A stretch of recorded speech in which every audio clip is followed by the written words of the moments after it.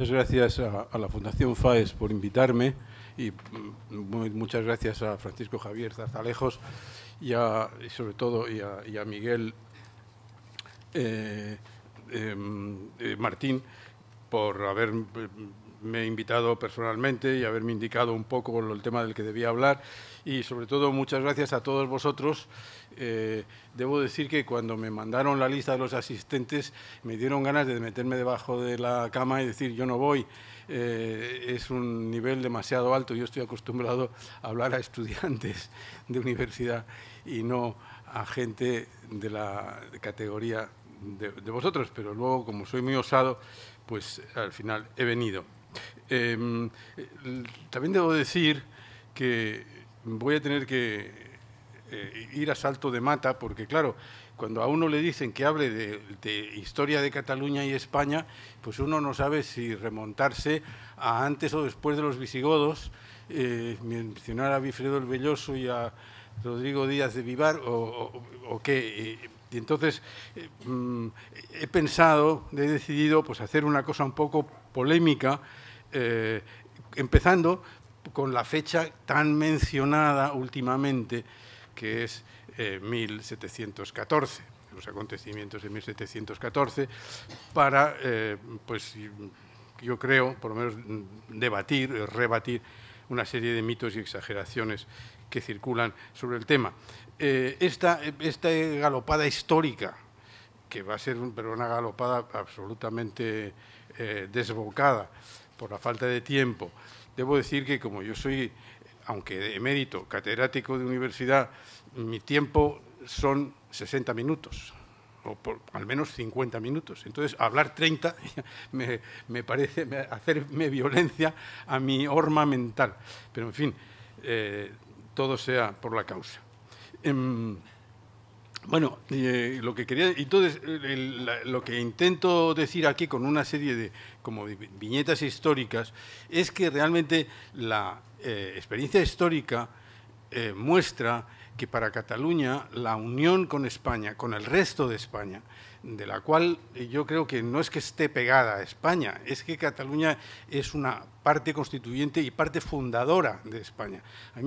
Yo tengo la impresión, no soy filólogo, pero los filólogos me dicen que la palabra español es una palabra lemosina, no es una palabra, digamos, del sur de los Pirineos, sino del norte de los Pirineos, que se aplicó en tiempos de Carlomagno y antes a los catalanes que cruzaban los Pirineos a refugiarse al norte de los Pirineos. Y entonces, esos fueron los primeros españoles. Los primeros españoles fueron catalanes, que además, por otra parte, formaron la marca hispánica, que es la primera unidad política que lleva el nombre Hispania, antes que nada, y fue hispánica antes que catalana.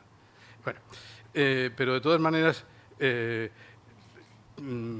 creo que es bastante claro históricamente que a Cataluña la unión con España, que se inicia sobre todo, es decir, la unión económica claramente con España, que se inicia con los decretos de Nueva Planta después de 1714, ha sido el origen de esa situación privilegiada que Cataluña ha mantenido, económicamente privilegiada, que ha mantenido hasta hoy, con sus altibajos y sus problemas. Pero desde entonces Cataluña ha estado, bueno, en este momento tiene una renta por habitante que es el 122% aproximadamente, un poco menos del 125%, es decir, un poquitín menos de un cuarto de la renta media española es en lo que supera la renta catalana, como se sabe. Y esta situación pues ha variado, quizá antes, en el siglo XIX y principios del XX, había llegado a estar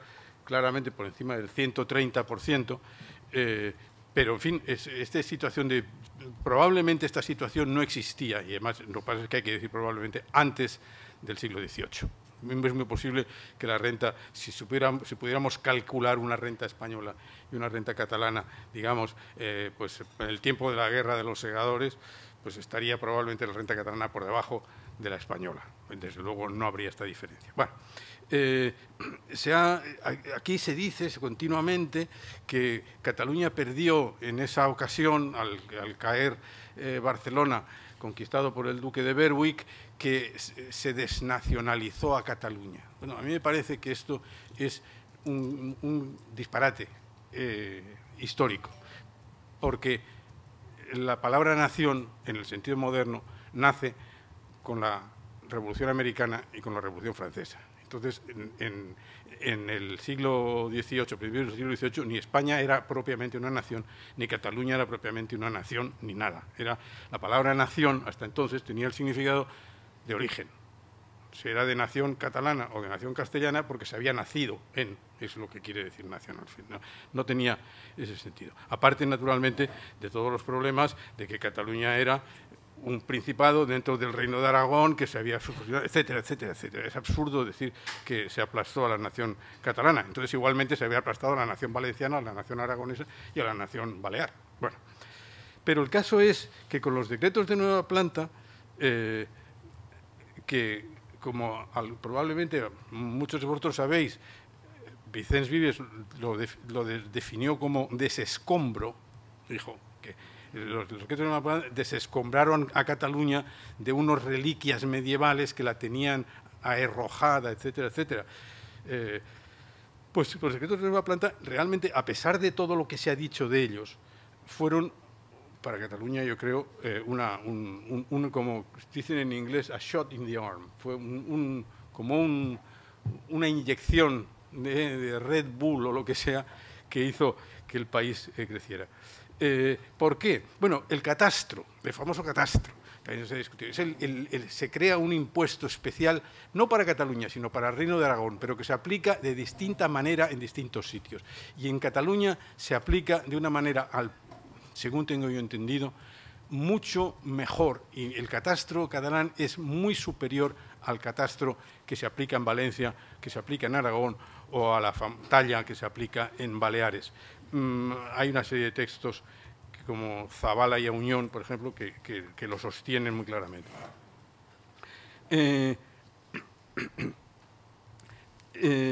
Además de este catastro, del que hablaré hace un momento, se tomaron una serie de medidas económicas que favorecieron mucho a Cataluña. Esto hay un empeño en negarlo, pero es así. Es decir, por ejemplo, se unificó arancelariamente casi toda la península, excepto los territorios vascos, que por no haberse levantado contra Felipe V, se les dio lo que yo considero que es un regalo envenenado, porque hubiera sido mejor para ellos haberles quitado los fueros también. Pero, en fin, tengo una pequeña evidencia en favor de esto, y es que cuando después de muchas guerras y muchos líos el País Vasco pierde los fueros, empieza a crecer económicamente también, como Cataluña había hecho un siglo antes. Es decir, el gran crecimiento económico vasco en la segunda mitad del siglo XIX, sin fueros. El inicio del gran crecimiento catalán es en el siglo XVIII, cuando pierde los fueros. Si me preguntáis, pues os diré por qué, en mi opinión, los fueros eran una traba tremenda para el desarrollo económico, pero no tengo tiempo de meterme en muchos líos. Yo quiero decir que una doctrina o un autor que yo leí hace mucho tiempo, que es Mansur Olson, un escritor norteamericano que escribió en 1982 The Rise and Decline of Nations, que es un libro que a mí me abrió los ojos. En Mansur Olson, porque por desgracia muerto hace mucho tiempo, era un gran economista norteamericano muy original, que en este libro sostiene, porque bueno, había escrito otro antes que se llamaba La lógica de la acción social. Está traducido al español. Este también está traducido al español. Yo me estudié en Estados Unidos, lo leí en inglés y siempre que puedo leer en inglés un libro que está escrito en inglés lo prefiero a leerlo en cualquier otro idioma. La tesis de Olson es que generalmente los países tienden a formar una maraña de intereses tales que acaban siendo una traba al desarrollo económico. Y entonces él dice, lo bueno es cuando por una razón externa este país sufre una imposición desde fuera que le corta, digamos, estas trabas económicas y le permite crear de nuevo. Ejemplo, la Segunda Guerra Mundial. Los tres grandes países que crecen después de la Segunda Guerra Mundial son los tres países que pierden la guerra: Japón, Alemania e Italia. crecen mucho más rápidamente que los vencedores, Francia, Inglaterra y Estados Unidos, con gran diferencia. ¿Por qué? Porque tuvieron que empezar a cero y toda aquella maraña de intereses y trabados se acabaron. Las viejas élites y oligarquías fueron liquidadas y se creó este tipo de cosas. Y entonces yo, como al menos catalán en un 50% y toda mi vida preocupado por los temas de Cataluña, me dije, esto se aplica perfectamente a la Cataluña del siglo XVIII. Lo que pasa es que el pobre Olson pues no sabía historia de España y no se le ocurrió este ejemplo. Pero Olson también habla de la guerra civil norteamericana.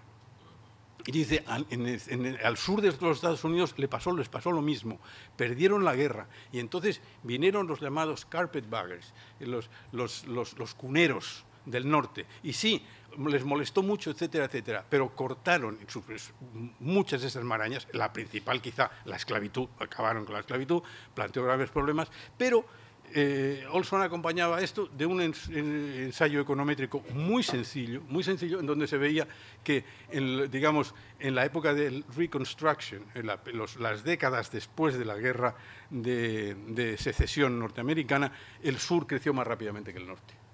Esto confirma. Y dije, pues esto vuelve a ser...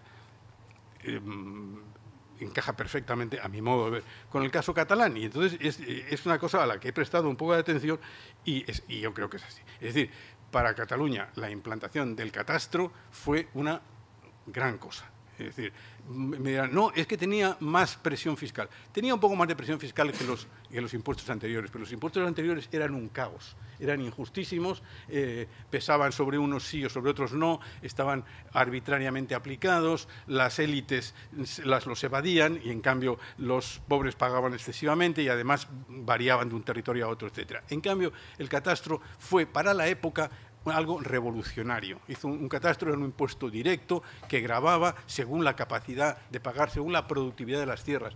Si os tomáis la molestia de leer los decretos de nueva planta donde se hace el plan del catastro, se establecen hasta 32 clases de tierra. Entonces dice,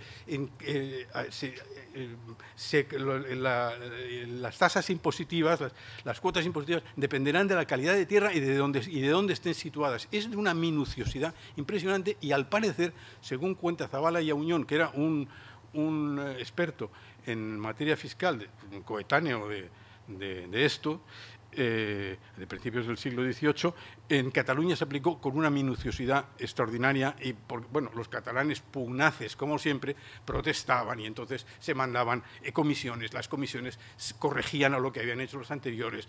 Consiguieron que les rebajaran además la cuota. Felipe V les puso 1.200.000 ducados y se lo bajó a 900.000 y no se lo tocó en todo el siglo. Es decir, y efectivamente es muy lógico que creciera. Pero además hay una cosa que a mí me hace gracia y es que el catastro fue muy admirado en toda España. Zabala, este famoso Zabala, escribe diciendo el catastro es tan bueno que debe aplicarse a Castilla también. Bueno, ese era el plan que había. El catastro se aplicó en Cataluña de manera experimental, pensando que si funcionaba se aplicaría a Castilla porque era un subsistema superior. Y efectivamente, el marqués de la Ensenada, como es sabido, organizó el catastro castellano y se hizo un catastro impresionante para aplicar la que se llamaba la contribución única con el apoyo de Fernando VI y después de Carlos III, y a pesar de todo, en Castilla nunca se aplicó esta medicina fabulosa. ¿Por qué? Porque Castilla no perdió la guerra. Claro, la desgracia de Castilla fue que ganó la guerra y entonces continuó con sus escombros medievales o semimedievales. Y Castilla adoleció hasta mediados del siglo XIX de un sistema impositivo mucho peor que el catalán y además de presión fiscal mucho mayor también. Porque es verdad que quizá la Cataluña destruida de 1800 hacia 1720, el catastro fuera muy fuerte. Pero como no varió y Cataluña empezó a crecer de una manera considerable, primero demográficamente, vamos, lo bueno es que la demografía es lo que es más claro y más evidente, pero ya Vilar cuenta pues, que se dobló la población catalana en cuestión de unos 80 años, quizá menos, durante el siglo XVIII, y con ello creció todo lo demás, y entonces es evidente que claro, con una tasa impositiva que no cambiaba, con un cupo que no cambiaba, la presión fiscal disminuyó mucho. Pero es que además de eso vino la abolición de las aduanas, que eso es una cosa que tampoco parece mentira, pero no se recuerda. Se abolieron casi totalmente las aduanas. Para Cataluña, el mercado del resto de España se acercó extraordinariamente. Eso favoreció el éxito de la industria textil catalana, y no de solo textil, la vinícola, el aguardiente, que en Cataluña era el paraíso del aguardiente en el siglo XVIII, pues debió emborrachar a más de un castellano el aguardiente catalán. Pero además, curiosamente, hay la cuestión de América. Cataluña empezó a exportar a América de una manera enorme. Bueno, déjenme referirme, hay una gran discusión acerca de si estaba prohibido para los catalanes o no negociar en América durante los siglos XVI y XVII. Yo la verdad es que no lo sé. He leído a expertos, mucho más expertos que yo, decir una cosa y decir la contraria. Carlos Martínez Shaw, que estuvo en la Autónoma de Barcelona hace mucho tiempo y que escribió un libro que se llama Cataluña en la carrera de Indias, dice que no hubo ninguna traba. Pero el caso, lo que sí hubo es que los Borbones, Felipe V y Patiño, etcétera, tuvieron especial interés en que Cataluña comerciara con América. Entonces, en parte porque querían facilitar que los astilleros, los carpinteros de Ribera catalanes, produjeran barcos en gran cantidad porque necesitaban barcos por razones militares. Pero el hecho es que quisieron desarrollar la marina y que catalana, les pareció que era una buena idea, y el caso es que Cataluña empezó a comerciar cuasi directamente con América. Es decir, es verdad, los barcos pasaban por Cádiz, pero era el mismo barco, es decir, no tenían que desembarcar nada. Iban de Barcelona a Cádiz, se registraban y continuaban a América, que esto era ya una cosa extraordinaria, porque hasta entonces había que desembarcar, inspeccionar y reembarcar. Los barcos a partir de mediados del siglo XVIII, catalanes pasan directamente. Y a partir del 1765, ya con los decretos de libre comercio, que son de más tarde, pero hay una serie de predecretos de libre comercio, en 1765 ya los barcos van directamente de Barcelona a La Habana sin tener que pasar por la Casa de Contratación de Cádiz. De modo que, bueno, y entonces el papel del mercado americano en la industrialización, en el desarrollo de las industrias alimentarias catalanas es muy conocido y es fundamental. Entonces, las compañías de comercio que se crean, la famosa compañía de Barcelona, etcétera, es decir, hay un florecer de la economía catalana desde ese momento, como no lo había habido, no sé desde cuándo, pues en la Edad Media, pero en la Edad Media muy atrás, el siglo XIII, porque en el siglo XIV empieza la postración de la economía catalana por la peste negra, etcétera. Y luego hay otra cosa, la protección decidida, arancelaria y con prohibiciones a la industria textil catalana. Esto está también documentadísimo, se sabe perfectamente. Ya en el siglo XVIII, cuando algún rey Borbón intenta modificar aquello, ya los industriales catalanes montan en cólera y dicen, ¿cómo? Esto va a ser la ruina. Esto ya no es del siglo XIX, es del siglo XVIII. Pero lo consiguen, es decir, hay un crecimiento muy considerable de esa industria. Bueno, todo esto lo digo porque aunque no puedo alegar ninguna cifra, pero vamos, es conocidísimo que el crecimiento de la economía catalana en el siglo XVIII es impresionante, y esto es algo que los que dicen que Cataluña pereció bajo la opresión, etcétera, es que no pueden explicarlo. Es que no tiene explicación posible si no es la mía preferida, la de Mansur Olson. Bueno, ¿para qué vamos a hablar del siglo XIX? Es decir, en el siglo XIX, por eso hoy tengo yo aquí puesto, porque aquí ya este curva, digamos, de puntos, es así, la curva no tiene continuidad porque, bueno, porque es un poco hipotética en realidad, pero es, como veis, la renta por habitante de Cataluña sobre España desde 1800 hasta el año 2000. Bueno, esto no es muy exacto, pero da una impresión que es auténtica. Es decir, que Cataluña se despegó tremendamente del resto de España durante el siglo XIX, continuando la tendencia del siglo XVIII, eso es indudable y evidente, y que Cataluña tuvo una fuerza política en el siglo XIX enorme. Pues eso, y yo recomiendo la lectura, quizá es innecesario, pero lo recomiendo, la lectura del magnífico libro de Jaime Vicens Vives, o Jaume Vicens Vives, Industrials y Polítics al segle XIX, que está traducido al castellano como Cataluña en el siglo XIX, que a mí siempre es uno de esos libros que, al igual que el de Mansur Olson, me abrieron los ojos. Por cierto, publicado en el año 1960 o algo así, es decir, ahora se dice que en el franquismo no se podía publicar en catalán. Se podía publicar perfectamente. Este libro de Vicens, es que eso es una digresión, pero es que se cuentan unas trolas que realmente a uno le ofenden. Esto no era un libro solo, este era el libro, formaba parte de una colección de la editorial Teide que se llamaba Biografías Catalanas. Y había, bueno, este era, a mi modo de ver, el más útil, pero era toda una serie de libros en catalán perfectamente, bueno, todo el mundo los compraba, los leía, etcétera. Vicens, por cierto, había publicado Notícia de Cataluña, si no me recuerdo mal, en 1953. La primera edición, creo. Si no es el 53 o el 56. Desde luego es antes de 1960, cuando es la segunda ya.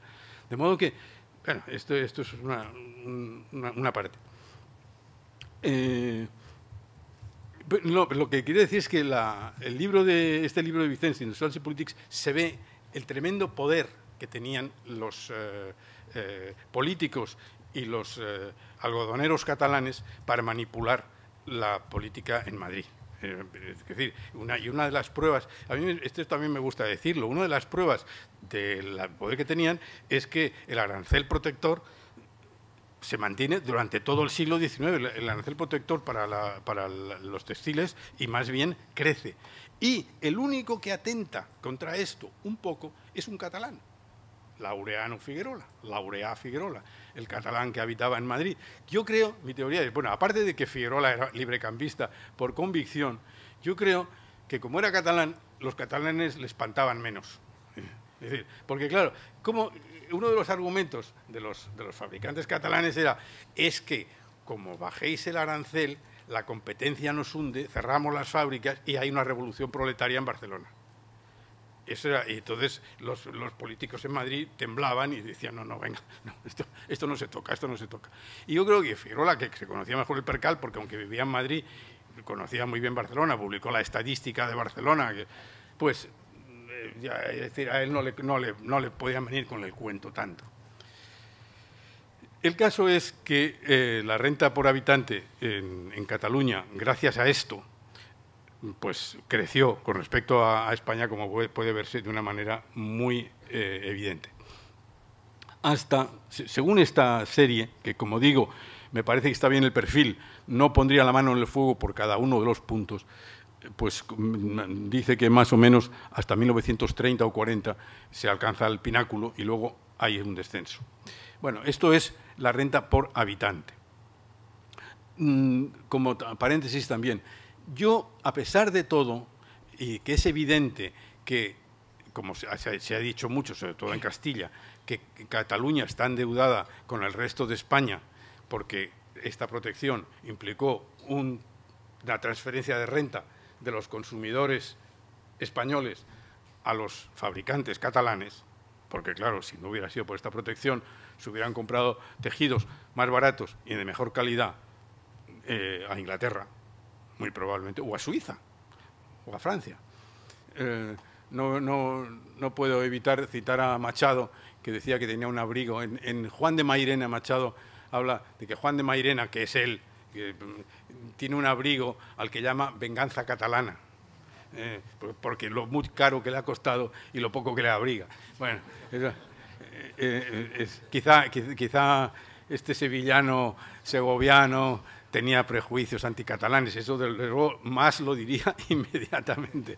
Pero en fin, es un chistecito, pero no cabe la menor duda. Ahora, yo creo también, sin embargo, yo que soy bastante librecambista, que a Cataluña le hubiera venido mejor menos protección arancelaria.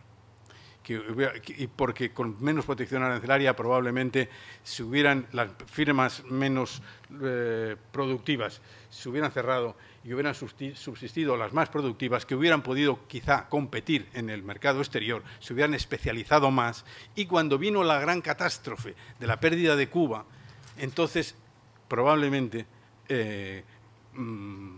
Cataluña no hubiera tenido el tremendo trauma que sufrió ante el cierre del mercado cubano, ante la pérdida del mercado cubano, que fue en cierto modo el momento en que de repente los catalanes dicen: ahora ya no nos conviene estar en España, hemos perdido Cuba, esto es un desastre, los castellanos son muy pobres, no nos compran, todo este tipo de cosas.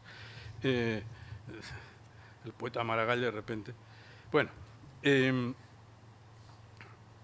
entonces, sin embargo, a pesar de todo esto, lo que no se dieron cuenta y lo que ha costado darse cuenta es que también la pérdida de Cuba y la crisis de Cuba, que fue una crisis de identidad para España y una crisis económica para Cataluña, que se complicó además con la filoxera, con la extensión de la filoxera, que la vida en Cataluña era muy importante como en toda la vertiente mediterránea, que dio lugar al famoso problema de los rabasaires y todo esto.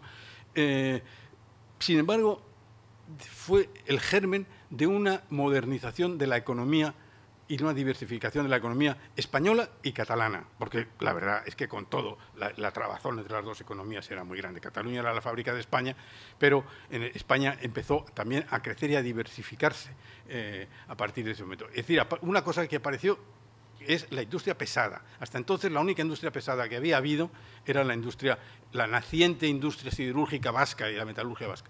Pero entonces, justo en el cambio de siglo, aparte de nacer una serie de grandes bancos que van a financiar todo esto, aparece la industria pesada, es decir, la industria para producir productos de consumo, que era lo que hasta entonces producía España, alimentos y textiles, sobre todo Cataluña, pero esto era lo que se consumía comprando maquinaria fuera. Bueno, ahora Cataluña y España empiezan a producir metales, empiezan a producir maquinaria, empiezan a producir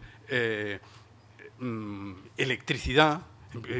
La hidroelectricidad se extiende y empiezan a aparecer otras industrias mecánicas mucho más complicadas, como la industria, hasta la aeronáutica, la automovilística, etc. La modernización de la economía española en este periodo es espectacular, pero se le ha prestado demasiado poca atención, y Cataluña también forma parte de esto. Bueno, la industria química catalana es legendaria. Yo he estado viendo últimamente Cataluña, la mitad de los productos químicos que exporta España se producen en Cataluña. La industria química catalana ha sustituido a la industria textil de una manera tremenda. Es la gran estrella de la industria catalana. Esto probablemente tenga que ver algo con la industria textil también, porque la primera industria textil en Cataluña, química Cataluña, fue la auxiliar de la textil, los mordientes, los tintes, etc. Pero claro, luego despegó mientras la industria textil llevaba un poco de plomo en el ala, aunque de todas maneras Cataluña sigue exportando más textiles que España en su conjunto. La fracción de textiles de Cataluña sigue siendo más alta.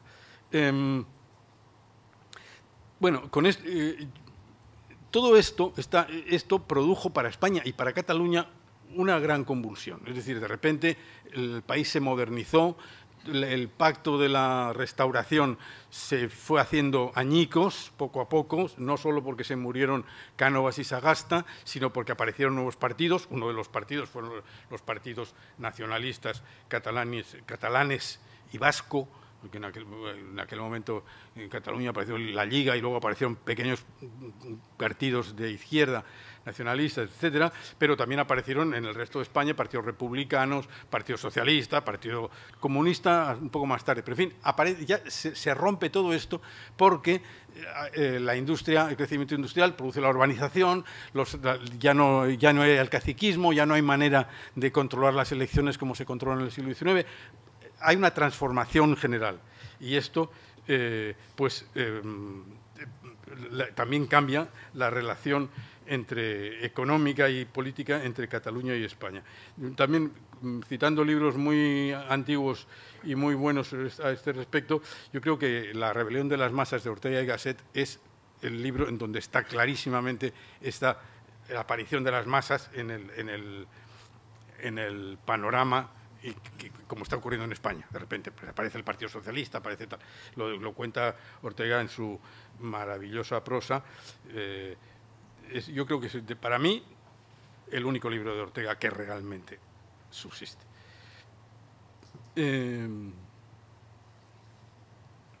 Bueno, entonces, esto más el miedo al comunismo, porque ha tenido lugar la Revolución Rusa, etcétera, etcétera, en los años 20, esto claro, descompone totalmente la situación política, aparece la dictadura, y entonces aparece la propensión a la dictadura que tiene España. España es un país que tiene las dos dictaduras, pero, bueno, la dictadura de Primo de Rivera, la verdad es que aunque Primo de Rivera se manifiesta antiseparatista, sin embargo, tiene un gran respaldo en Cataluña, no en vano es capitán general de Cataluña cuando se pronuncia, y lleva una política que a Cataluña le favorece mucho, a Cataluña y al País Vasco y a la industria en general, porque es una política autarquista, que luego Franco llevará hasta el paroxismo, pero en fin, de protección absoluta, etcétera, etcétera, y Cataluña crece muy considerablemente. Probablemente a eso se deba pues, el punto máximo de esta curva, en la medida en que sea cierta. Y bueno, yo voy a hablar aquí, no estoy hablando de política, pero lo mismo le pasa a Cataluña con el franquismo. Se diga lo que se diga, el franquismo, que a mí también me parece ridículo, el franquismo no se ensañó con Cataluña más que con cualquier otra región, se ensañó con todos los españoles, demonio, con todos los que no eran del movimiento. Y eso ya a mí no me lo pueden, soy lo suficientemente mayor como para haberlo experimentado en mis carnes. Estábamos reprimidos todos. Yo me marché, bueno, yo me marché a Estados Unidos porque quería aprender más cosas, pero en parte también porque quería salir de una España dictatorial que no podía aguantar, que me desagradaba profundamente. Y yo ya vivía en Madrid entonces. Bueno, esta curva es el PIB de Cataluña sobre España en un periodo más cercano. Como puede verse, el periodo del franquismo, que es el primer tramo, pues la renta catalana crece mucho más rápidamente que la española y pasa de un poco menos del 18% a bastante más del 20% de la renta española. Pero esto es PIB, no PIB por habitante, es PIB. Por habitante no ocurre lo mismo, porque gran parte de este crecimiento se debe a la inmigración. Es decir, Cataluña crece, pero crece más en números que por habitante, porque los habitantes crecen en gran parte. Pero claro, si ese es uno de los grandes periodos de inmigración a Cataluña, es porque el crecimiento de catalán atrae a los famosos murcianos, andaluces, etcétera, que tanto asco le dan al señor Pujol, pues vienen aquí a ganarse la vida porque los salarios son mejores, hay más empleo, etcétera, etcétera, porque Cataluña es mucho más próspera. Y la prosperidad catalana, como vemos, subsiste hasta aquí, pues hasta mediados de los años 70, hasta el final de la dictadura. Entonces empieza suavemente un descenso. Eso también,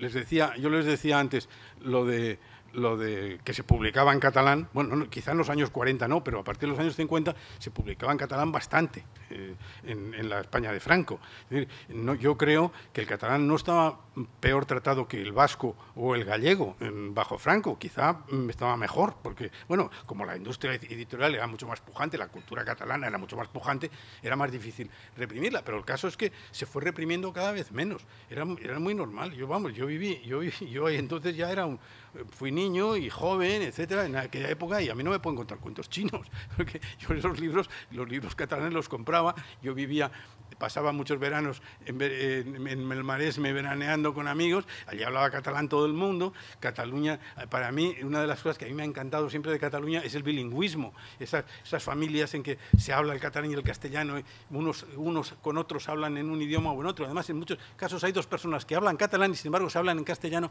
porque se han conocido hablándose en castellano por terceros y entonces ya no les sale hablarse en catalán, pero en cambio, bueno, mi padre hablaba en castellano con su hijo y en catalán con su nieto. Mi hermano, su hijo, hablaba en catalán con su mujer, pero hablaba en castellano con su hijo, que era el nieto con el que hablaba catalán mi padre. Bueno, estas cosas que tienen, a mí me parece que tienen un encanto especial y que será una desgracia que se pierda por tratar de imponer este monolingüismo que es extraño a esta tierra. Bueno,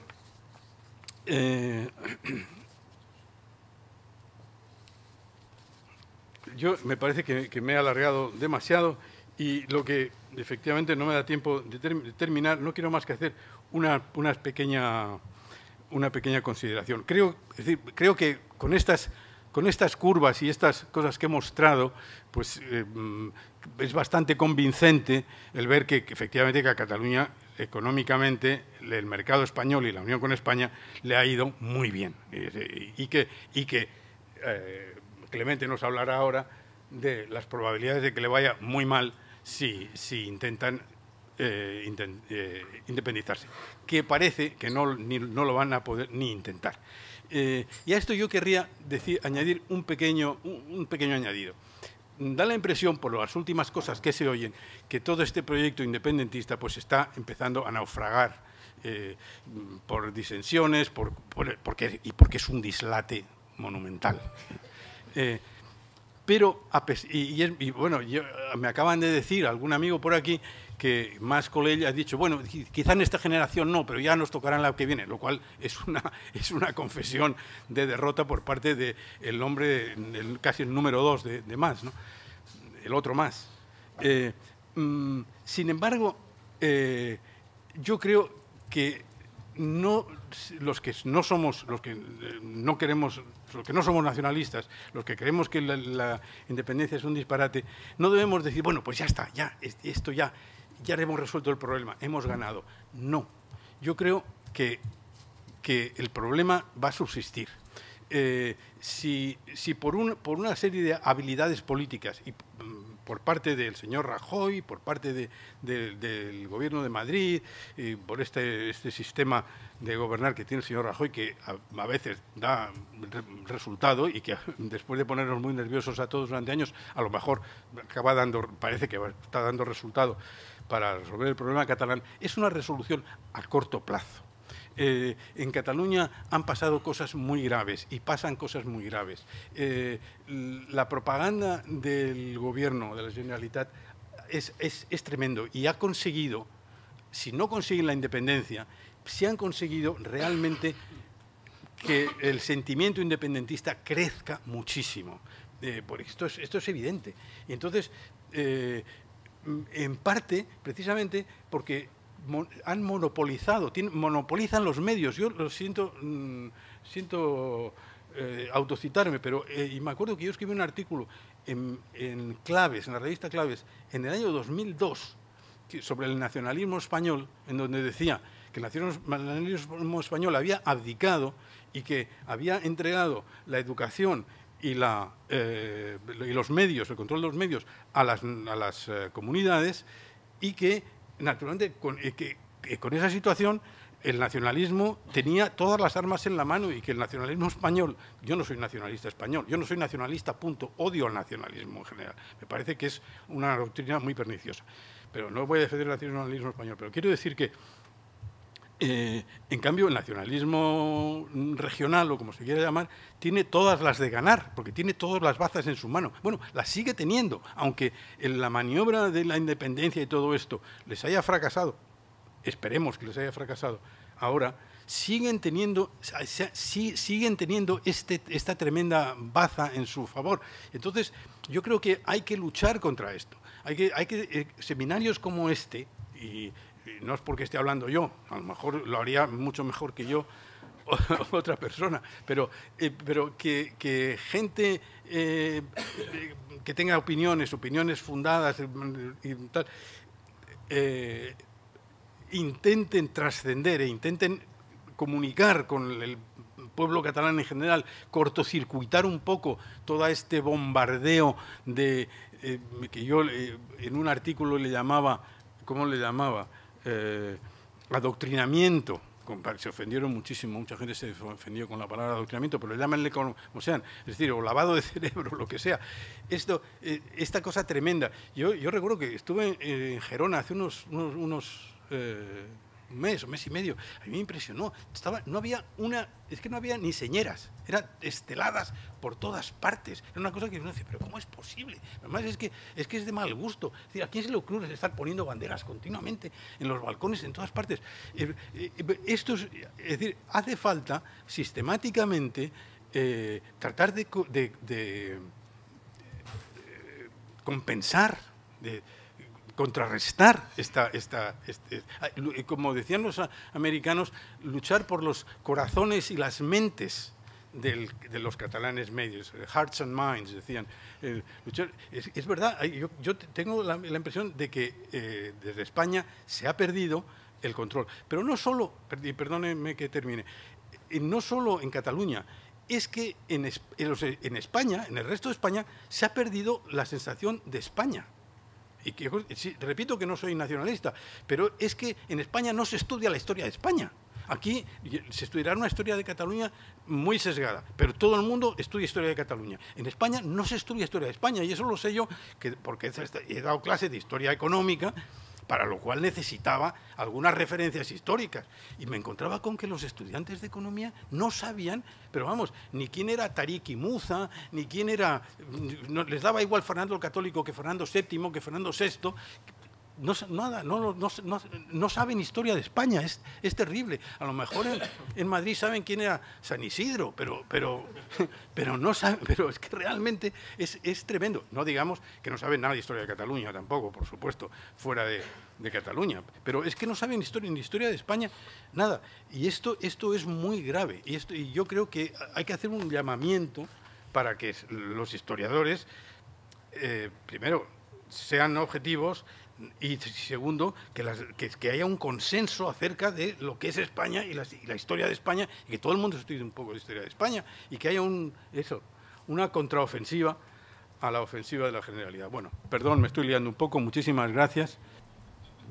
En primer lugar, quiero agradecer a la Fundación para el Análisis Económico y Social su amable invitación de participar en este seminario y poder exponer mis opiniones sobre un tema que, como acabamos de ver, gracias a la magnífica exposición de Gabriel, tiene una andadura muy larga y es trascendental, yo creo, para España, para el porvenir de España y de todos los españoles.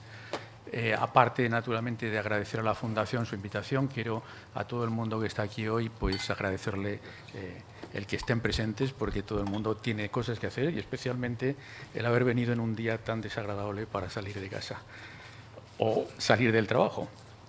Bien, la razón por la que estoy aquí es porque hace unos meses el Instituto de Estudios Económicos publicó un libro titulado La cuestión catalana hoy.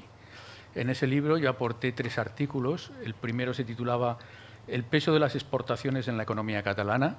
El segundo, Efectos de la eurización de la economía catalana. Y el tercero, no dice nada de catalana, menos mal, Capital público y deuda pública, 2 facturas olvidadas por los independentistas. Bien, en esta charla pues yo voy a tratar de cubrir todo este temario, y la verdad es que no tengo tiempo para hacerlo.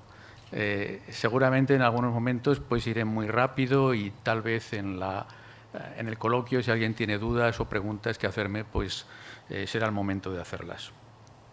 Yo creo que estamos en un momento decisivo porque, aunque Gabriel decía que es posible que el gobierno catalán esté dando ciertos pasitos atrás, todos sabemos que después de los pasitos atrás suelen venir pasitos hacia adelante. De hecho, fue más el que, pocos días después de cerrar el acuerdo con Zapatero que desbloqueó la aprobación del Estatut de Cataluña, hizo unas declaraciones diciendo que su objetivo no era el Estatut que se iba a aprobar en el Congreso, sino el Estatut que se había aprobado en el Parlament de Cataluña, que no se podía conseguir con un salto, pero que se podía conseguir con 2 saltos o 3. Yo creo que ahora era el segundo salto y quizá dentro de algunos años vendrá, como decía Gabriel, el tercero. No creo que la cosa quede aquí. Bueno, ¿qué suele ocurrir cuando en un país primero se cuestiona al gobierno y segundo se desacata al gobierno? En toda esta cuestión del derecho a decidir, creo que nos estamos ante un verdadero reto por parte del Gobierno catalán al Estado español. Y lo que suele ocurrir cuando estas cosas se producen es que antes o después se entra en un proceso de ingobernabilidad y a veces las consecuencias suelen ser incluso dramáticas. No es que quiera aquí yo poner las cosas, o poner tintes negros a las cosas, pero simplemente recordaré 2 sucesos históricos en los cuales pues, se produjo una situación en la que un grupo de estados o grupos sociales étnicos cuestionaron la viabilidad del Estado, las normas por las que se regía la convivencia. El primer caso es el caso de los Estados Unidos, que se saldó con una guerra de secesión, 1861-1865. El segundo caso, más reciente, son las guerras que se han vivido en los Balcanes hace no mucho tiempo, cuando Yugoslavia se desintegró, 1990, 1999 más o menos. Estas situaciones, como digo, suelen acabar con crisis muy serias, sociales e incluso, en algunos casos, conflictos armados. Es curioso, no deja de ser curioso, que cosas como estas, que suelen conducir a situaciones tan dramáticas y tan difíciles desde un punto de vista social y político, se traten por parte del Gobierno catalán con tanta frivolidad. Y cuando digo esto, lo que quiero decir es que en lugar de pensar que esta aventura de la secesión es una aventura arriesgadísima, que puede causar muchísimos problemas, pues se presenta casi como la panacea, como la salida maravillosa que va a hacer que de repente Cataluña sea un país más próspero, donde se puedan mejorar los servicios sociales y hasta creo que últimamente el señor Mas-Colell dijo que bajar los impuestos. Claro, un país que está prácticamente con un presupuesto en la ruina, pues te resulta magnífico oír al responsable de Economía, que ha sido incapaz de presentar unos presupuestos en 3 años, decir que esto va a ser la panacea. Bueno, el objetivo de esta charla mía es, de algún modo, examinar las consecuencias de la posible secesión de Cataluña, asumiendo algo que, como digo, es inasumible, porque lo que voy a asumir es que esta secesión se va a realizar de un modo pacífico, tranquilo, sin fracturas sociales, sin conflictos. Es decir, y en esto creo que los economistas somos muchas veces responsables de que hacemos supuestos que son muy poco realistas y la gente con frecuencia nos dice, oiga, pero si ustedes no tienen el sacacorchos. Todo el mundo creo que sabe el chiste famoso de si tuviéramos un sacacorchos, podríamos abrir la botella. Bueno, pues este es un poco el objetivo de la charla. No voy a hacer muchas referencias históricas. Gabriel nos ha dado una lección magistral de qué ocurrió en Cataluña durante los siglos XVIII y XIX. Y yo simplemente querría recordar que el mercado español ha jugado un papel esencial. No voy a discutir aquí con Gabriel ahora si el librecambismo hubiera sido mejor o habría sido peor para Cataluña y para el resto de España. Lo que sí voy a decir es que al menos desde 1850, sabemos que tenemos estadísticas históricas desde 1850, ¿verdad? Pues desde 1850 tenemos una información bastante fiable, dentro de lo que son fiables las estadísticas económicas y más las de esa época, de que el mercado español se fue creando a lo largo del siglo XIX y que además fue un mercado que gozó de una extraordinaria protección que incluso se hizo más intensa en el primer tercio del siglo XX. En ese mercado, Cataluña colocaba sus productos a toda España y, como decía Gabriel, si alguien ganó con el proteccionismo, quizá perdimos todos, pero si alguien ganó, es seguro que los que ganaron fueron los productores de Cataluña y algunos otros productores industriales que tenían y gozaban de la protección arancelaria. En resumen, si alguien nos dice ¿qué pensamos de la Cataluña de hoy? La respuesta tendría que ser: Cataluña es hoy lo que es gracias a que durante al menos los últimos 150 años estuvo su mercado, el mercado español, protegido y los productores catalanes tuvieron la capacidad de poner sus productos, de colocar sus productos en ese mercado español. Hace no mucho, desde 1992, estamos acostumbrados a hablar del mercado único europeo. Pues bien, el mercado único español tiene algunos años más. Yo creo que desde el siglo XIX, con los avances que se hicieron en el transporte, se puede decir, y los avances legislativos y la unificación de la legislación fiscal, etcétera, que nos ha comentado Gabriel, se puede decir que se va creando ese mercado único español, que es una herramienta esencial para facilitar el crecimiento de Cataluña. Además, Cataluña, como también Gabriel ha dicho, se benefició en muchas ocasiones de decisiones totalmente discrecionales y de carácter político. Es decir, en la época de Franco, si Franco hubiera querido colocar la fábrica SEAT en lugar de en Barcelona, en Valencia, pues lo habría hecho tranquilamente. No solamente se facilitó la industrialización de Cataluña durante esa época, con decisiones, como digo, absolutamente discrecionales, sino que lo mismo ocurrió durante los años 80, cuando España pues, acometió el proceso de reestructuración industrial. Hace no mucho, Felipe González recordaba que fueron 140.000 millones los que se pusieron para salvar a SEAT y 40.000 millones los que pagó Volkswagen por SEAT. Es decir, que tenemos aquí una clara idea de cuáles eran la actitud de los gobiernos españoles hacia Cataluña. ¿Qué habría sido Cataluña si hubiera sido independiente desde el siglo XVIII? Pues no lo sabemos.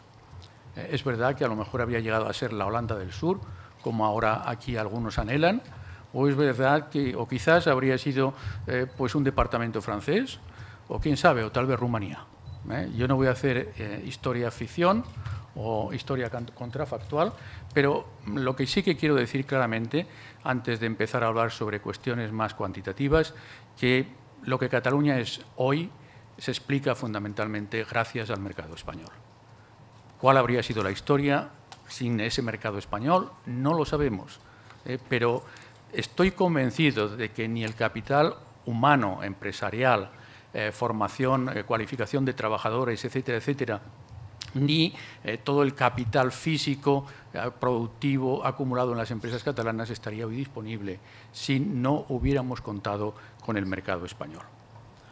Bien, paso ya a hablar sobre la cuestión de la importancia de las exportaciones de Cataluña al resto de España. Bueno, la primera pregunta es ¿cuál es el peso de las exportaciones de Cataluña al resto de España? Disponemos de algunos datos relativamente recientes que nos indican cuál es esa magnitud. En el año 2005, el Instituto de Estadística de Cataluña publicó unas tablas input-output. Yo no voy a explicar aquí qué son unas tablas input-output, pero es un artefacto bastante consistente que nos da una idea de cuáles son todas las interrelaciones entre todos los sectores y además nos dice cómo estos sectores o a qué otros sectores venden y además a qué demandantes finales también venden y cuánto valor añadido generan cada uno de los sectores. Bien, las cifras de 2005 nos indican que Cataluña exportó al resto de España 62.654 millones. ¿Cuánto exportó al resto del mundo, incluyendo todos los países de la Unión Europea? La respuesta es 42.294 millones. Es decir, 20.000 millones más de exportaciones. Veo que están mirando un cuadro, pero todavía en ese cuadro no está esta información. Como se dan cuenta, en 2005, es decir, a comienzos del siglo XXI, la dependencia de la economía catalana de las exportaciones era tremenda. Se exportaba al resto de España 20.000 millones más de lo que se exportaba al resto del mundo, incluidos todos los países de la Unión Europea.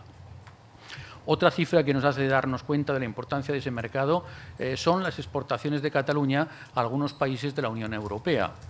En el año 2012, Cataluña exportó a Francia 10.000 millones. Recuerdo que en 2005 exportó a España 62.000.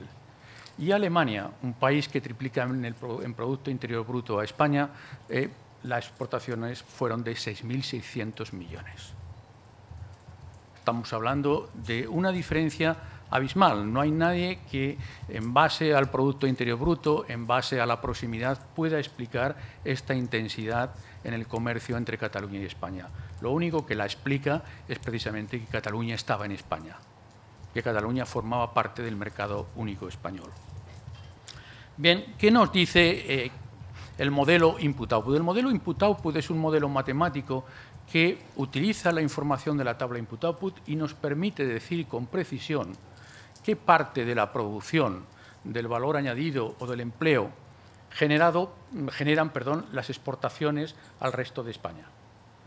Entonces, ahora sí que pueden, si quieren, mirar al cuadro, a los cuadros que tienen en la hoja que les he distribuido.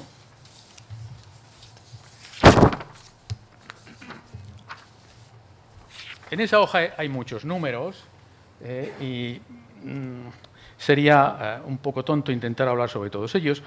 Yo me gustaría que se fijaran en cada cuadro hay 6 columnas. La primera son los nombres de los sectores, la siguiente viene la producción total, luego viene una producción que llamamos directa e indirecta, luego viene un porcentaje, que es esa producción directa e indirecta sobre la producción total, luego viene otra columna que es producción directa, indirecta e inducida y el porcentaje correspondiente sobre la producción total.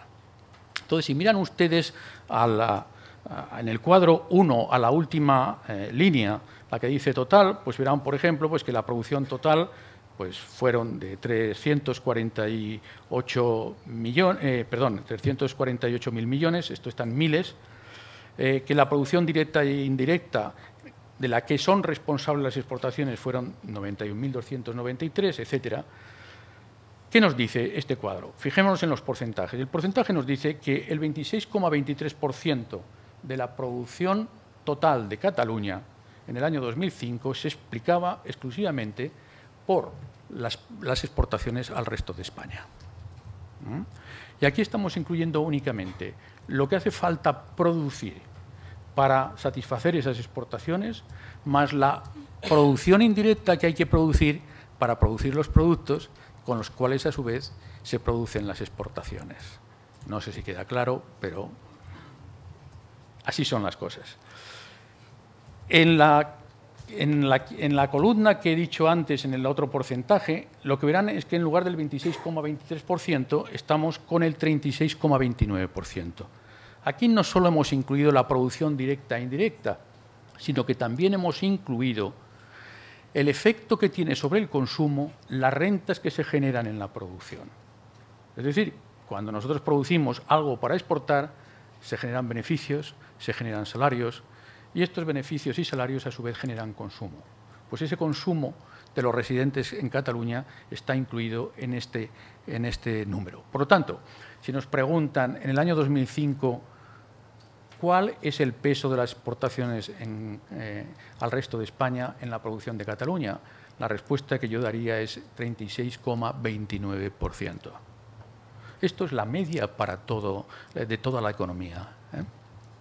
Si se fijan ustedes luego en los cuadros 2 y en los cuadros 3, el porcentaje correspondiente a este 36,29% es 33,57%, que es el valor añadido bruto, una cifra que está muy cerca de lo que los economistas llamamos el Producto Interior Bruto.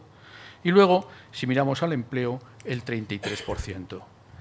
En pocas palabras, si nos preguntan cuánto explica las exportaciones al resto de España de la producción en Cataluña, el valor añadido y el empleo, la respuesta sería 1/3 o un poco más. Son unas cifras realmente muy importantes. Muy importantes.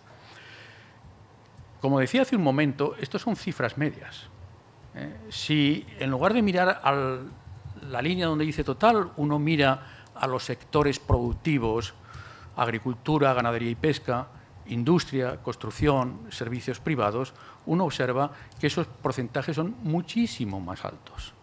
En el caso de la agricultura, ganadería y pesca e industria, como pueden ver, se acercan al 50%. Es decir, que si alguien nos dice qué peso tienen las exportaciones en estos sectores privados de agricultura e industria, la respuesta sería en torno al 50%. En los sectores privados de servicios que producen servicios privados, el porcentaje está ligeramente por debajo del 40%. Si miran ustedes servicios privados. ¿Dónde únicamente no tienen importancia las exportaciones? Bueno, pues en sectores que no exportan. Si ustedes se fijan, la Administración General en este caso de la Generalitat, que aparece en un sector que se llama servicios privados y públicos, que incluye también educación y sanidad. Es decir, educación, sanidad y los servicios generales de la administración pública. Y luego hay otro sector en el que también tiene poca importancia las exportaciones, que es lógicamente construcción, y que además, debido a un problema con el modelo input-output, no se capta muy bien el efecto del consumo. Es decir, nosotros solamente, como he dicho antes, en estos porcentajes estamos incluyendo los efectos de la renta sobre el consumo, pero no estamos incluyendo los efectos de la renta en demanda de viviendas. Y por lo tanto, de ahí que estos números, si algo debemos considerarlo, es que están sesgados a la baja. Bien, no les he puesto otro cuadro con información más específica sobre sectores, pero cuando uno mira determinados sectores industriales, uno se queda pasmado. Hay sectores industriales en los que las exportaciones a España cuentan un 60% e incluso hasta un 70% en algún sector. Por lo tanto, estamos hablando de que hay multitud de sectores industriales, más los sectores agropecuarios y pesqueros, y sectores que producen servicios privados, donde el peso de las exportaciones de Cataluña al resto de las exportaciones al resto de España de Cataluña es enorme. Bien, a partir de aquí uno se puede preguntar, bueno, ¿qué pasaría si se produce una secesión? Y como digo, yo adopto esta posición aséptica de que aquí no va a pasar nada. Aquí no va a haber ningún problema grave de orden público, aquí no va a haber ningún problema incluso de orden mayor a lo que podríamos llamar orden público. Bueno, pues aquí nosotros tenemos que empezar a jugar y hacer hipótesis. ¿Qué escenario podría ser un escenario realista? Y para proponer un escenario realista, lo que he hecho ha sido decir, bueno, ¿qué cosas sabemos con certeza que van a ocurrir? Y qué cosas podemos hacer y sobre qué otros aspectos podemos hacer conjeturas que podemos denominar razonables. Entre las certezas, una de las primeras cosas que podemos estar ciertos, que sabemos con certeza, es que las exportaciones al resto de España, de Cataluña, saldrían a partir del mismo momento de la secesión sin IVA. Esto, curiosamente, cuando se habla del dividendo fiscal de Cataluña no se tiene en cuenta. ¿Por qué digo que saldrían sin IVA? Porque las exportaciones alemanas o las francesas llegan a España sin IVA. Por lo tanto, si Cataluña saliera de la Unión Europea, sus exportaciones tendrían que salir de Cataluña sin IVA. Y esto supondría que muchas de las cosas que se nos dice, como los ingresos devengados en Cataluña, que forman parte de los ingresos del gobierno catalán futuro, no estarían ahí, porque ese IVA sería grabado en España cuando llegaran esos productos a España y sería la agencia tributaria la que recaudaría los ingresos. Otras certezas que sabemos. Las exportaciones al resto de España y al resto de la Unión Europea estarían sujetas a aranceles. Aquí ha habido durante mucho tiempo un debate en Cataluña diciendo, bueno, nosotros estaremos en la Unión Europea. En cuanto nos marchemos, la Unión Europea hará una excepción porque nosotros somos estupendos. Bueno, si no estamos, casi estaremos. Porque claro, ¿cómo va a ser que la Unión Europea a unas personas que ya han sido europeas les ponga trabas al comercio? Pues bien, hace unos días, por si no lo habían dicho ya en suficientes ocasiones, los responsables de la Comisión Europea respondieron por escrito y el presidente Barroso comunicó que Cataluña quedaría fuera de la Unión Europea y que, por supuesto, tendría que pasar por un proceso de negociación y de adhesión a la Unión Europea y que, además, lo dijo por escrito, se requeriría la unanimidad de todos los miembros. Por lo tanto, con independencia de que nos parezca justo o injusto, si queremos ser realistas, lo primero que tenemos que admitir en nuestro escenario es que las exportaciones al resto de España y al resto de la Unión Europea estarían gravadas con aranceles. No solamente hay aranceles, hay también otras trabas que no son arancelarias. Y la OCDE estima que eso supondría aproximadamente un aumento del 8,5% en los precios de las exportaciones catalanas. Por lo tanto, cuando se nos dice a veces, bueno, pero es que podríamos exportar y vender un poco más barato para compensar la pérdida del mercado español, para empezar, lo más probable es que ustedes tengan que vender no con descuentos en el precio, sino con subidas en los precios o con descuentos todavía mayores para cubrir los aranceles. Estas son cosas que conocemos con certeza. Segundo, conjeturas que podemos hacer de carácter razonable. La primera es que se normalizarían los intercambios con España. ¿Qué quiero decir por normalización? En este caso no lingüística, sino normalización de los intercambios comerciales. Lo que quiero decir es que si Cataluña ha exportado tanto a España es porque estaba en el mercado único español. Todos los casos que se han estudiado de desintegración de países, y hay bastantes casos y recientes, sobre todo como consecuencia de la desaparición de la Unión Soviética y los países satélites de la Unión Soviética. Como digo, todos los estudios que se han hecho demuestran que aproximadamente el flujo de relaciones de intercambios comerciales entre los países que antes constituían una unión se han reducido en torno a un 50%. Incluso en aquellos países que con buena voluntad pactaron la desintegración e incluso mantuvieron durante algún tiempo la misma moneda. Esto es así. Yo no me estoy inventando nada. ¿Qué produce la desintegración de un mercado único? Pues en todos los casos que se han estudiado lo que produce es una caída brutal del comercio. Esto es lo que sabemos. Por lo tanto, no es ningún disparate decir que si mañana Cataluña pasa a ser un Estado independiente, los flujos comerciales con España se reducirán. Y se reducirán, además, mucho. ¿Por qué digo normalización? Hombre, Cataluña, he dicho hace un momento, que exporta a Francia en el año 2012 10.000 millones. Bueno, si a España exportaba 62.000, vamos a suponer que haya caído algo. Desgraciadamente no tenemos cifras hasta que no se publiquen las nuevas tablas input-output de cuáles son las exportaciones de verdad o estimadas de Cataluña al resto de España. Recuerdo que las exportaciones eran 62.000 millones en el año 2005. Si Cataluña exportara a España lo mismo que exporta a Francia, un país, como digo, miembro de la Unión Europea, con el que comparte frontera y que está muy cerquita de Cataluña, pues bueno, el asunto sería un desastre. Pasar de 62.000 millones a 10.000 sería un desastre. Yo no iré tan lejos. pero por normalización lo que entiendo es que va a haber una reducción importante en los intercambios comerciales entre Cataluña y España. ¿Qué más cosas es probable que ocurran? Bueno, yo creo que también habría una reducción de los flujos turísticos. En las tablas input-output, cuando se habla del consumo en Cataluña, ese consumo no incluye el consumo de los residentes en Cataluña, incluye el consumo que se realiza en Cataluña. Ese consumo que se realiza en Cataluña incluye el consumo de todos los turistas, incluidos los turistas del resto de España cuando vienen por razones de trabajo o por razones vacacionales a España, a Cataluña.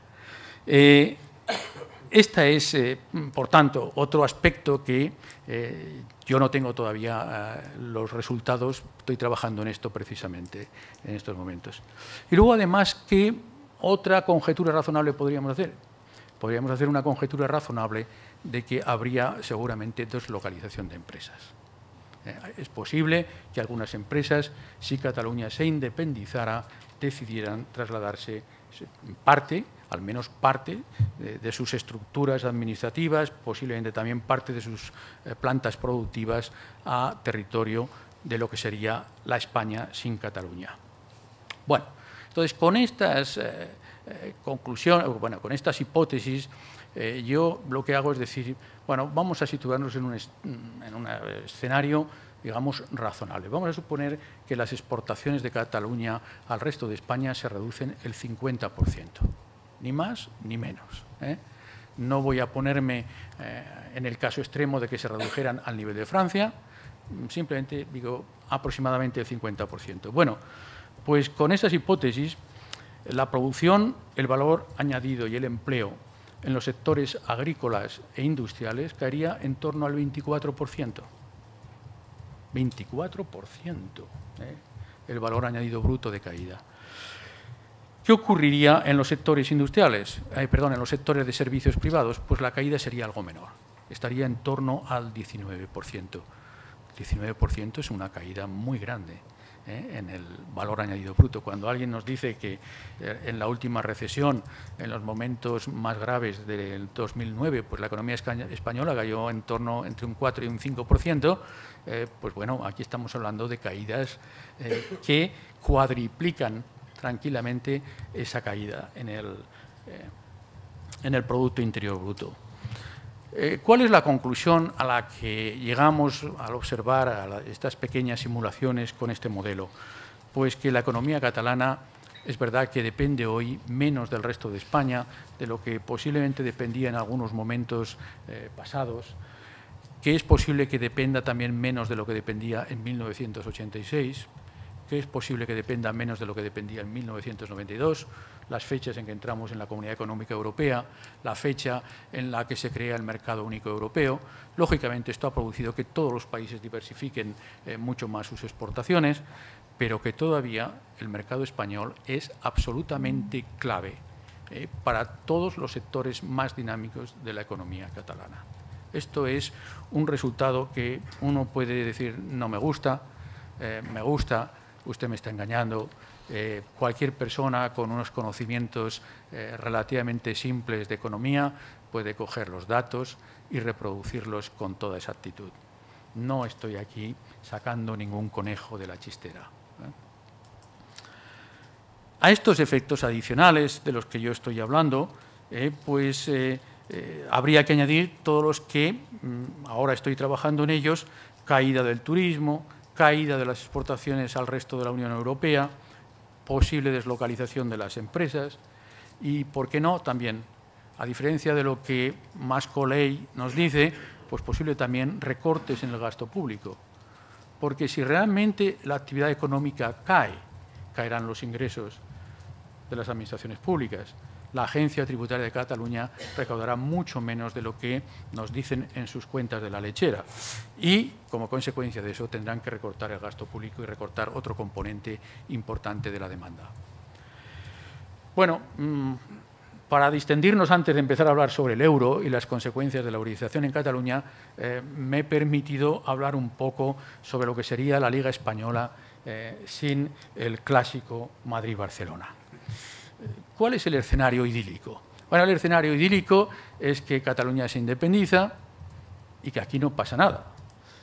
Los equipos catalanes siguen jugando en las competiciones españolas y la única circunstancia, podríamos decir, que cambia es que a partir de ese momento, pues Cataluña tiene unas selecciones nacionales, puede acudir a los torneos nacionales. La selección española no puede convocar a los jugadores que tengan nacionalidad catalana y seguramente tenemos dos selecciones algo más débiles. Muy bien, este es el escenario idílico. Aquí no ha pasado nada, todo sigue igual. ¿Cuál es el escenario realista, el que yo he venido hablando en los últimos minutos? Bueno, el escenario realista es que todos los equipos catalanes quedan fuera de las competiciones españolas. Cataluña organiza sus propias competiciones, naturalmente tiene sus propias selecciones. El Barça juega mañana contra el Hospitalet y al domingo siguiente juega contra el Gimnàstic y al siguiente contra el Lleida y al siguiente contra el Hospitalet y al siguiente contra el Vic. Tienen su liga, ¿de acuerdo? Tienen su liga. ¿Habría cambiado algo? Yo creo que habrían cambiado muchas cosas. ¿Qué se habría reducido? Se habrían reducido dramáticamente las exportaciones al resto de España. Una gran parte de los ingresos que obtienen los equipos catalanes que participan en competiciones nacionales es porque exportan servicios al resto de España. Esas exportaciones desaparecerían. Algunos economistas del colectivo Wilson dicen, esto no es preocupante. Cuando les dices que se pueden reducir las exportaciones, dice, ¿qué haremos? Acelerar la diversificación de nuestras exportaciones. ¿Qué significaría esto en el caso de los equipos? Bueno, querían jugar torneos de exhibición a China cada semana. Seguramente dentro de muy poco tiempo los chinos dirían que no, que preferían ver al Bayern de Múnich o que preferían ver al Real Madrid.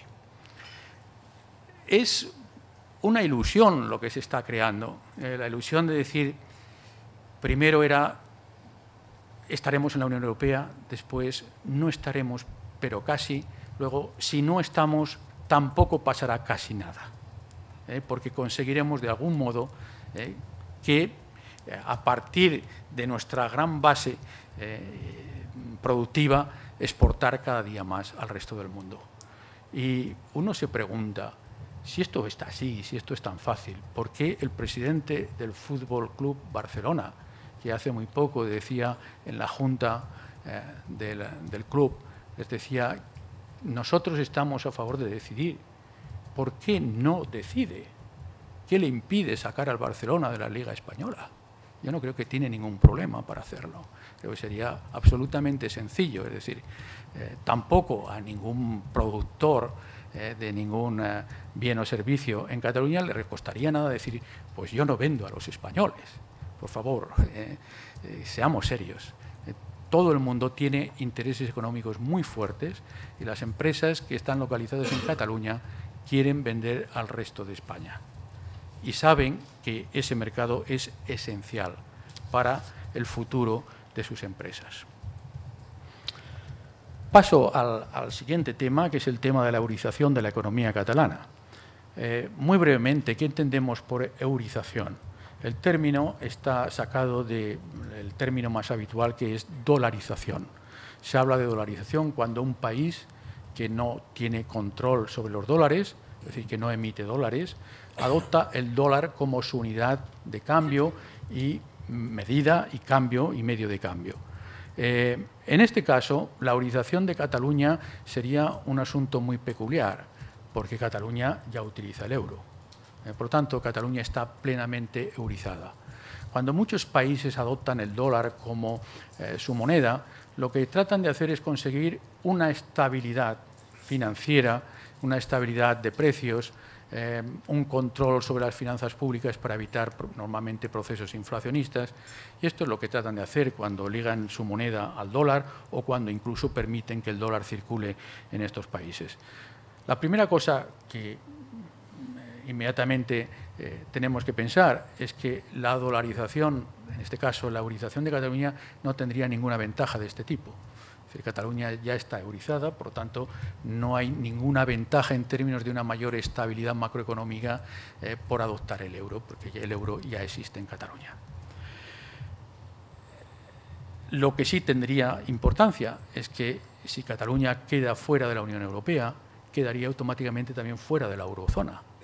Y, por lo tanto, estaríamos ante una eurización peculiar, en el sentido de que nos encontraríamos con un país que utiliza el euro como medio de cambio, que todos sus activos y pasivos están denominados en euros, pero que está fuera de la eurozona. ¿Y qué ocurre si estás fuera de la eurozona? Pues esto tiene enormes implicaciones para lo que el Banco Central llama instituciones financieras monetarias y que yo simplemente voy a llamar entidades financieras para simplificar la terminología. ¿Qué efectos tendría la eurización de Cataluña? Bueno, el primer efecto sería que provocaría un desdoblamiento de las entidades financieras. ¿Qué quiero decir con esto? Bueno, pues que la Caixa ahora tiene pues, su sede en Cataluña. A partir del momento en que Cataluña fuera independiente, tendría que crear una sede en algún país de la Unión Europea. Lógicamente, teniendo en cuenta cuál es su nivel de actividad en España, pues sería en España. Por lo tanto, tendríamos que la Caixa tendría que tener su sede para seguir operando y para seguir siendo una entidad de contrapartida con el Banco Central Europeo, tendría que tener una sede en España. Se tendrían que desdoblar. Por el contrario, algunas entidades, el Banco Santander o el Banco Bilbao, el BBVA, que en estos momentos pues, tienen su sede en el resto de España, lo que sería luego España, pues tendrían que crear una sede en Cataluña para operar en Cataluña.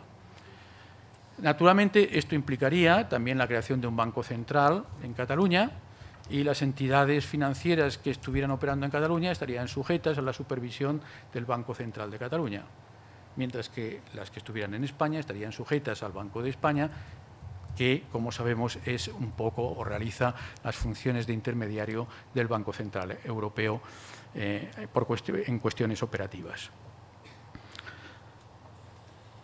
El desdoblamiento de las entidades financieras cuesta dinero. Esto no es algo que a las entidades financieras les saliera gratis. Es algo que seguramente muy pocas ven con muy buenos ojos. ¿Qué más cosas podría producir? Bueno, la reciente crisis nos ha demostrado que la eurozona, está lejos de ser un escenario o un área homogénea. Los costes financieros varían mucho de unos sitios a otros. No hace falta que recuerde las angustias que ha pasado el Gobierno español con el tema de la prima de riesgo y la subida de los tipos de interés de la deuda. En este escenario, con una Cataluña fuera de la Unión Europea y de la eurozona, es inmediato pensar que los costes financieros en Cataluña aumentarían. Cataluña, en estos momentos, es las finanzas de la Generalitat, es las de unas finanzas públicas quebradas. Sabemos que tienen una deuda pública y que no pueden afrontar ni siquiera el pago de los intereses ni el pago a los proveedores. Por lo tanto, es elemental pensar que en estas circunstancias el coste financiero en Cataluña sería mucho más elevado que en el resto de España, que a su vez ya es algo más elevado que en Alemania y otros países centrales de la Unión Europea. ¿Qué más? Bueno, yo creo que habría efectos también sobre el volumen de pasivos y activos en las entidades financieras. Es decir, habría muchos depositantes que tenemos nuestros depósitos en entidades financieras en Cataluña que decidiríamos transferirlos a entidades financieras en el resto de España o en otros países de la Unión Europea. ¿Por qué pienso que esto sería así? Bueno, hay varias razones. Una podría ser una razón que podríamos llamar patriótica. Bueno, más de un 45% de las personas que viven en Cataluña se consideran a sí mismos españoles o tan españoles como catalanes. Por lo tanto, no me sorprendería nada que hubiera un efecto. Pero es que hay otra cuestión que podría también afectar, y es que la seguridad que ofrecerían las entidades financieras catalanas fuera de la eurozona serían muy inferiores a la seguridad que ofrecerían las entidades financieras en el resto de España. Es decir, un gobierno que está quebrado difícilmente puede ser una garantía para un sistema financiero. Por tanto, desde el punto de vista de los depositantes, mis depósitos estarán mucho más seguros en una entidad financiera que esté fuera de Cataluña que en una entidad financiera que esté su sede en Cataluña. Estos son aumento de los costes, efectos sobre el volumen de pasivos y activos.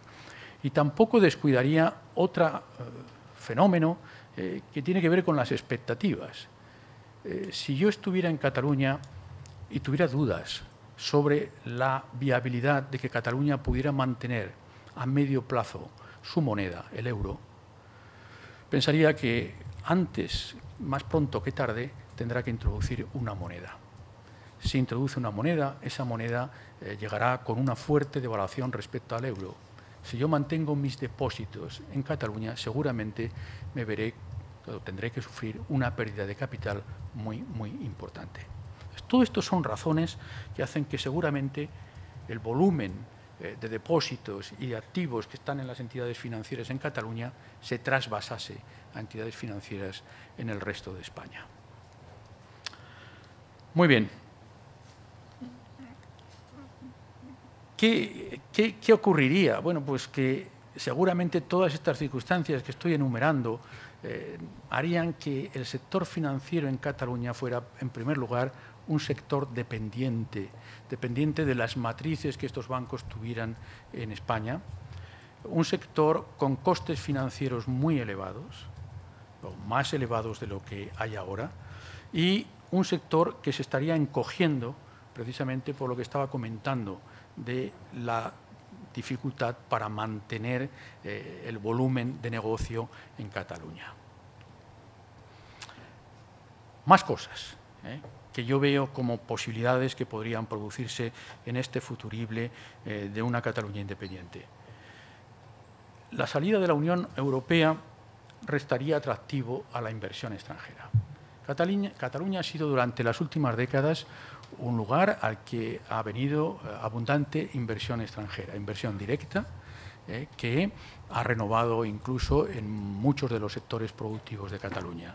Pues bien, en una Cataluña fuera de la Unión Europea y fuera de la eurozona, es más que lógico pensar que muchos de esos inversores se preguntarán, ¿dónde me localizo? ¿En el resto de España, que estoy dentro de la Unión Europea y dentro de la eurozona, con costes financieros más bajos, o en Cataluña?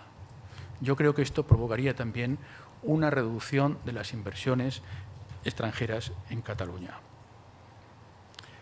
Bueno, todo este panorama que yo estoy esbozando aquí, de aumentos en costes financieros, de menores flujos de inversión, al final, de deslocalización de entidades financieras, al final se traduciría también en una caída del nivel de actividad.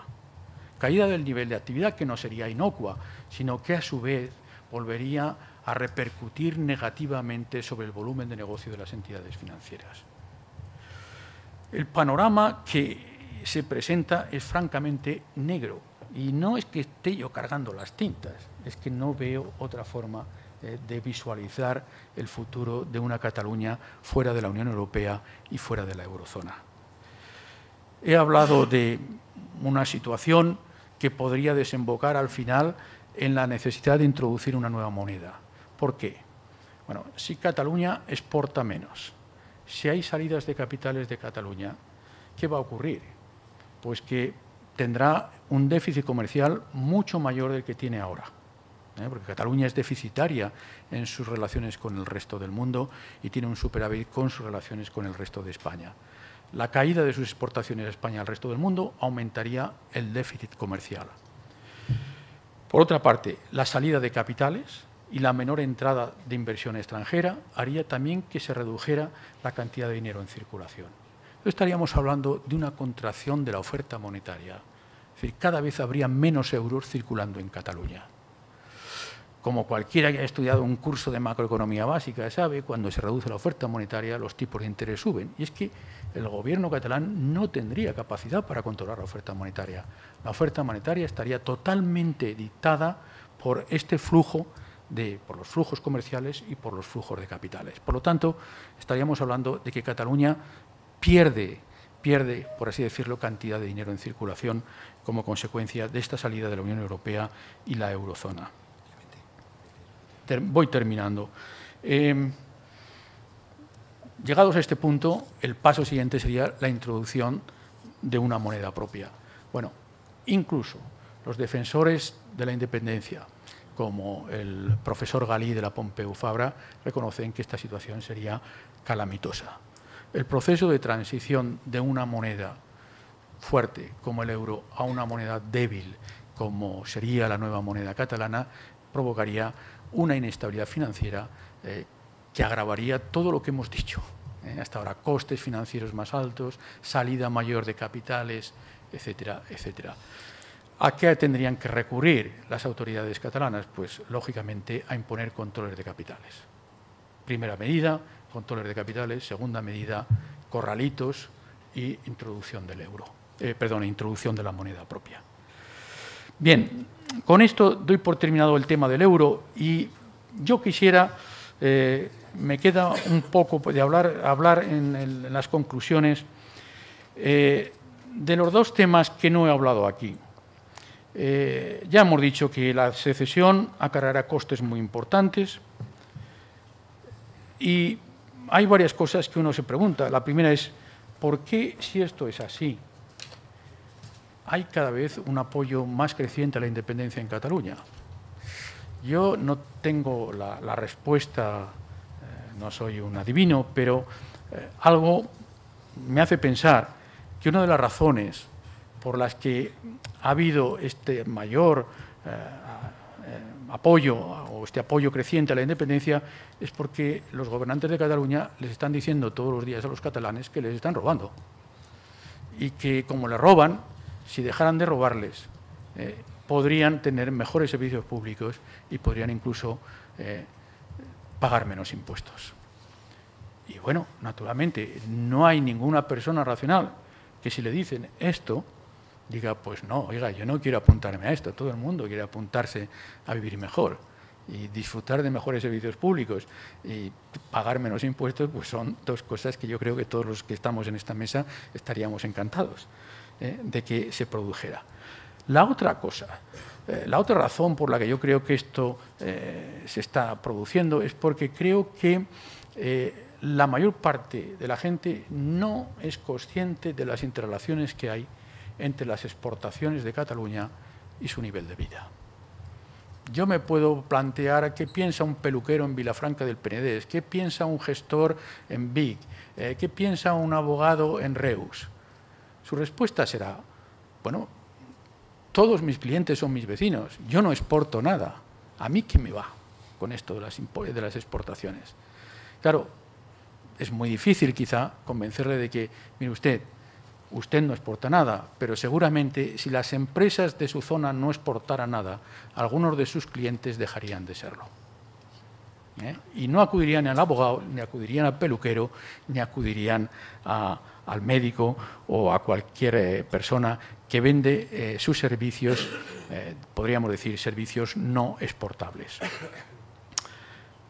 Tampoco quiero terminar sin decir que la secesión de Cataluña tendría costes muy importantes para España.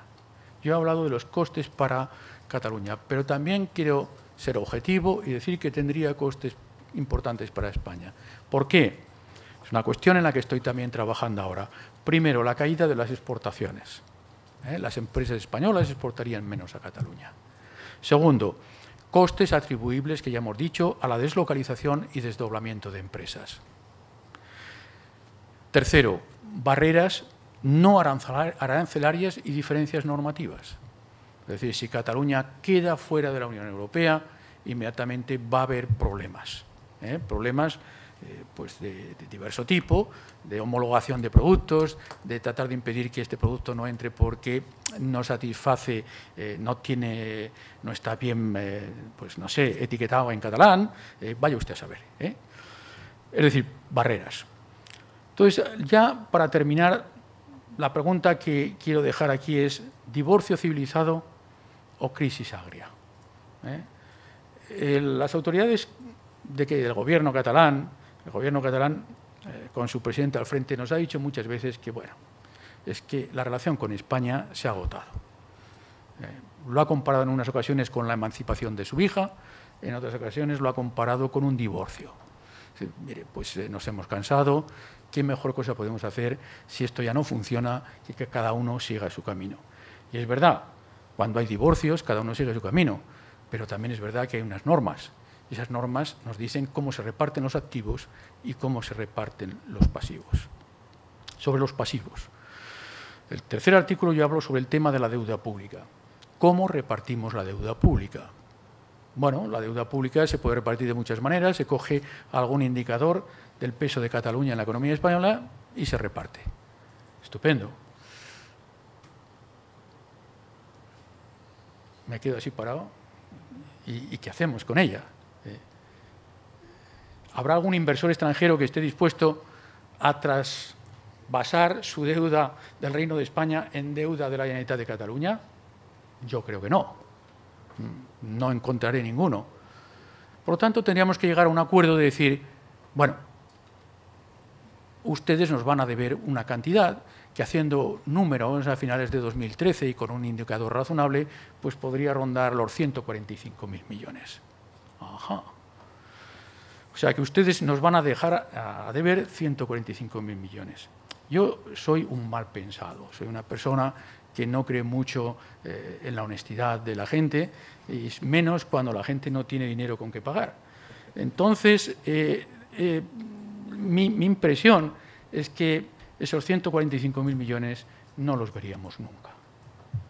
No me sorprendería nada de que a muy poco tiempo de que Cataluña fuera independiente, la Generalitat dijera, mire, nos han estado ustedes robando tanto y durante tantos años que lo comido por lo servido. Ya está. No le pagamos un céntimo. Y ustedes pensarán que yo me estoy inventando estas cosas. Pues no. Yo les recomiendo que lean un artículo de Sala y Martín que se titula Dos imágenes que demuestran por qué Cataluña estará en la Unión Europea. En ese artículo, Sala y Martín muestra dos imágenes. Una imagen es la evolución de la deuda pública en España. Y lo que él dice es, España nos va a ayudar a que seamos independientes porque si no se van a tragar la deuda pública española. Yo lo miro desde el otro lado y digo, España nunca os va a dejar ser independientes porque si sois independientes nunca pagaréis la deuda española. Es decir, que lo que él considera que es un arma de negociación importante, yo considero que es precisamente una de las claves por las cuales el gobierno español no debe, bajo ningún concepto, aceptar la secesión de Cataluña. La segunda cuestión tiene que ver con los activos. Y los activos, el activo principal que tiene la Administración Pública Central en Cataluña, pues son las infraestructuras públicas. Sobre esto ellos no dicen nada, porque claro, las infraestructuras están localizadas en Cataluña, por lo tanto no hay nada que decir sobre el futuro. Si hacemos la secesión, pues la secesión está hecha y las infraestructuras se quedan en Cataluña. La segunda imagen que muestra Sala y Martín es un mapa de España y Francia. ¿Y qué nos dice Sala y Martín? A Sala y Martín hay que agradecerle muchas cosas, sobre todo su rudeza y su claridad. Lo que nos dice es, España también nos va a ayudar a que estemos en la Unión Europea, porque si no sus productos no van a salir de España. Tienen que salir por Cataluña o tienen que salir por el País Vasco. Naturalmente. ¿Cuál es mi conclusión? Mi conclusión es justo la opuesta de Sala y Martín. El gobierno español si tiene dos dedos de frente, jamás puede aceptar en las condiciones actuales la salida o la secesión de Cataluña. No solo porque nos acarrearía costes a Cataluña y a España, todos los costes sobre los que he hablado, sino que es que además nos quedaríamos con un problema muy serio, que es la falta de salida de nuestros productos a la Unión Europea. Por tanto, creo que esto cierra de algún modo mi posición sobre lo que creo que el Gobierno español debería hacer.